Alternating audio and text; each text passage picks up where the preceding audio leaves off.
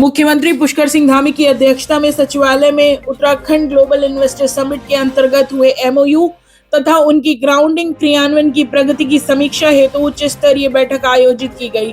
बैठक में विभिन्न विभागों द्वारा किए गए एमओयू की वर्तमान स्थिति, जमीनी प्रगति, अवरोधों तथा आगे की रणनीति पर विस्तृत चर्चा की गई। देवभूमि उत्तराखंड ने साहसिक पर्यटन के क्षेत्र में एक ऐतिहासिक कदम उठाते हुए पर्वतारोहण को नई ऊंचाइयों पर पहुंचाने की दिशा में एक बड़ा फैसला किया है। मुख्यमंत्री पुष्कर सिंह धामी के निर्देश पर उत्तराखंड पर्यटन विकास परिषद ने वन विभाग के समन्वय से गढ़वाल और कुमाऊं के हिमालय क्षेत्रों की 83 प्रमुख पर्वत चोटियों को पर्वतारोहण अभियानों के लिए पूरी तरह से खोल दिया है। यह निर्णय उत्तराखंड को वैश्विक पर्वतारोहण मानचित्र पर एक सशक्त और आकर्षक गंतव्य के रूप में स्थापित करेगा। रोड कटिंग कार्य में अनुमति की शर्तों के उल्लंघन पर जिला प्रशासन ने कड़ा रुख अपनाया है। जिलाधिकारी सविन बंसल के निर्देश पर power transmission corporation of Uttarakhand limited PTCUL की रोड कटिंग अनुमति निरस्त करते हुए कार्यों को तत्काल प्रभाव से प्रतिबंधित कर दिया गया है। पिटकुल की अनुमति पर बैन लगा दिया गया है तथा एक्सीएन और ठेकेदार पर मुकदमा दर्ज किया गया है। उत्तराखंड राज्य तमाम क्षेत्रों में बेहतर काम करने के साथ ही देश के अग्रणी राज्यों में शामिल होने की दिशा में तेजी से आगे बढ़ रहा है। जहां एक और यूनिफॉर्म सिविल कोड लागू कर उत्तराखंड देश का पहला राज्य बन गया, तो दूसरी तरफ उत्तराखंड इस लिहाज से भी देश का पहला राज्य बन गया जो CBDC central banking digital currency को उत्तराखंड मत्स्य विभाग की योजना में इस्तेमाल करने जा रहा है। इसके लिए बाकायदा उत्तराखंड मत्स्य विभाग ने आरबीआई और एनपीसीआई के साथ मिलकर programmable central banking digital currency system को विकसित किया है। विद्यालय शिक्षा विभाग के तमाम कार्यालयों और विद्यालयों में लंबे समय से खाली पड़े 2364 चतुर्थ श्रेणी क्रमिकों के पदों पर भर्ती शुरू हो गई है। इसके लिए इच्छुक अभ्यर्थियों को कौशल विकास विभाग के रोजगार प्रयाग पोर्टल पर ऑनलाइन आवेदन करना होगा।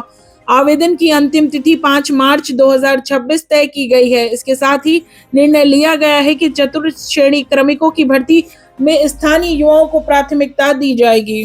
लंबे इंतजार के बाद आखिरकार उत्तराखंड सरकार ने उपनल कर्मियों के लिए सामान्य कर समान वेतन का आदेश जारी कर दिया है। उपनल कर्मचारी संगठन लंबे समय से इस मांग को लेकर आंदोलन कर रहे थे। सरकार के आश्वासन के बाद कर्मचारियों ने अपना विरोध प्रदर्शन और हड़ताल खत्म कर दी थी। अब सरकार ने उपनल कर्मचारियों के लिए समान कर समान वेतन के लिए आखिरकार आदेश कर दिया है।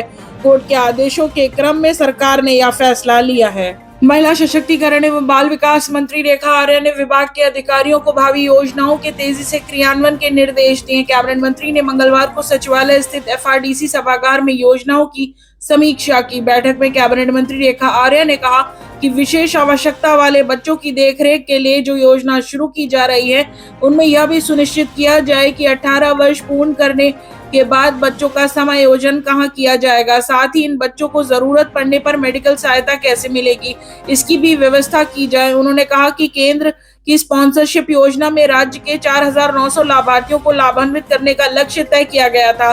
अभी तक कुल 1631 लाभार्थियों का बजट केंद्र से प्राप्त हुआ है। बाकी बजट के लिए केंद्र सरकार के अधिकारियों से बात करें और बजट की व्यवस्था की जाए। देहरादून के मच्छी बाजार में सोमवार को दिन दहाड़े हुई युवती की हत्या के मामले में प्रथम दृष्टया चौकी स्तर पर लापरवाही बरतने पर एसएसपी अजय सिंह ने उप निरीक्षक प्रद्युम्न नेगी, चौकी प्रभारी खुड़बड़ा को तत्काल प्रभाव से निलंबित कर दिया। एसएसपी ने पूरे मामले की प्राथमिक जांच सीओसीटी को सौंपी थी। सीओसीटी द्वारा जांच की गई रिपोर्ट में प्रकरण में प्रथम दृष्टया चौकी प्रभारी की लापरवाही सामने आई थी। मृतका ने जांच का खतरा बताते हुए 31 जनवरी को आरोपी के खिलाफ चौकी खुड़बड़ा में शिकायत दर्ज कराई थी, लेकिन पुलिस ने शिकायत को गंभीरता से नहीं लिया और कोई कार्रवाई नहीं की। इसके बाद ही आरोपी ने सोमवार को घटना को अंजाम दे दिया। अपने शहर और प्रदेश से जुड़ी तमाम खबरों के लिए देखते रहिए आनंद समीक्षा डिजिटल।